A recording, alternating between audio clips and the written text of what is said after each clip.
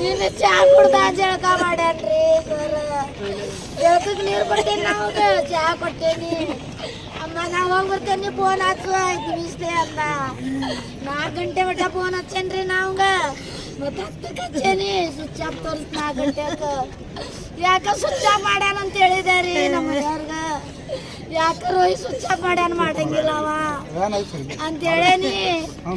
ನೋಡ್ಗ ನನ್ ದಿನಾಂಕ 18 ಮೇ ಮತ್ತು 19 ಮೇ ಮಧ್ಯಾವಧಿಯಲ್ಲಿ ರಾತ್ರಿ ಸಮಯದಲ್ಲಿ APMC ಪೊಲೀಸ್ ಠಾಣೆ ವ್ಯಾಪ್ತಿಯಲ್ಲಿ ಒಂದು ಮರ್ಡರ್ ಕೇಸ್ ರಿಪೋರ್ಟ್ ಆಗಿದೆ.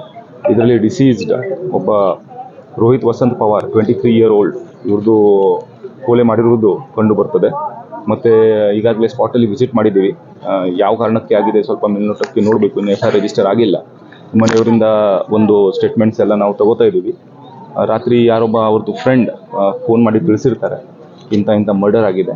ಎಲ್ಲ ಇನ್ನೂ ತನಿಖೆ ಮಾಡಬೇಕಾಗಿದೆ, ವಿಚಾರಣೆ ನಡೆಸಬೇಕಾಗಿದೆ.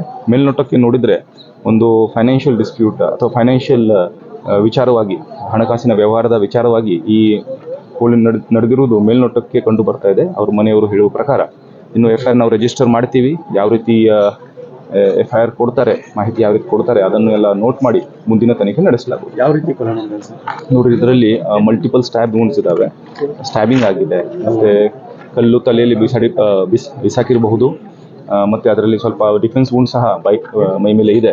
ಮತ್ತು ಸ್ಪಾಟಿಂದ ಕೆಲವು ನಾವು ಮರ್ಡರ್ ವೆಪನ್ಸ್ ರಿಕವರ್ ಆಗಿವೆ. ಬಾಡಿಯನ್ನು ಸ್ವಲ್ಪ ಡಿಸ್ಟೆನ್ಸಲ್ಲಿ ಎಳೆದುಕೊಂಡು ಹೋಗಿದ್ದಾರೆ.